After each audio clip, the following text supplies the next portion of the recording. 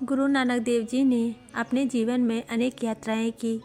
उनके साथ हमेशा उनके प्रिय साथी भाई मर्दाना रहते थे, जो रबाब बजाकर गुरुजी की वाणी का संगत में प्रसार करते थे।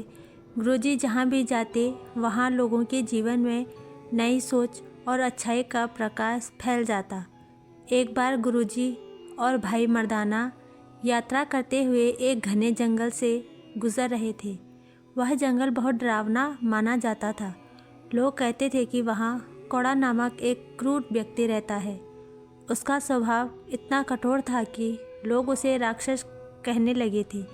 वह जंगल से गुजरने वाले यात्रियों को पकड़ लेता और उन्हें नुकसान पहुँचाता था, इसलिए कोई भी उस रास्ते से जाने की हिम्मत नहीं करता था। यात्रा करते करते भाई मर्दाना को भूख और थकान महसूस हुई। गुरुजी ने उन्हें थोड़ा विश्राम करने के लिए कहा। उसी समय कौड़ा की नज़र भाई मर्दाना पर पड़ गई।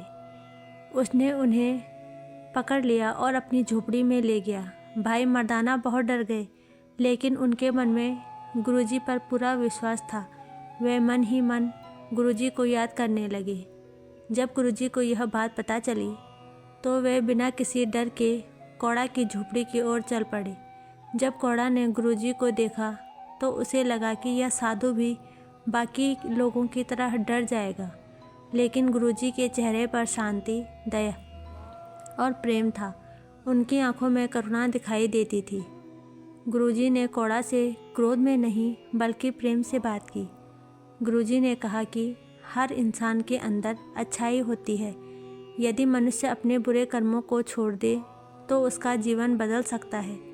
गुरुजी की वाणी इतनी मधुर और सच्ची थी कि कौड़ा का कठोर दिल पिघलने लगा।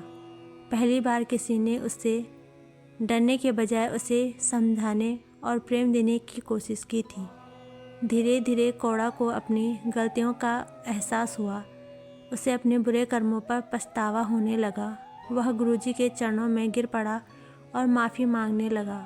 उसने वचन दिया कि अब वह किसी को नुकसान नहीं पहुंचाएगा और सच्चाई के रास्ते पर चलेगा। गुरुजी ने उसे क्षमा कर दिया और नेक जीवन जीने की प्रेरणा दी।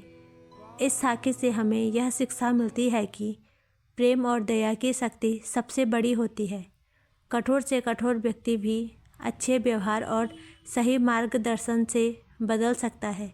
गुरु नानक देव जी ने हमेशा इंसानियत, समानता और प्रेम का संदेश दिया।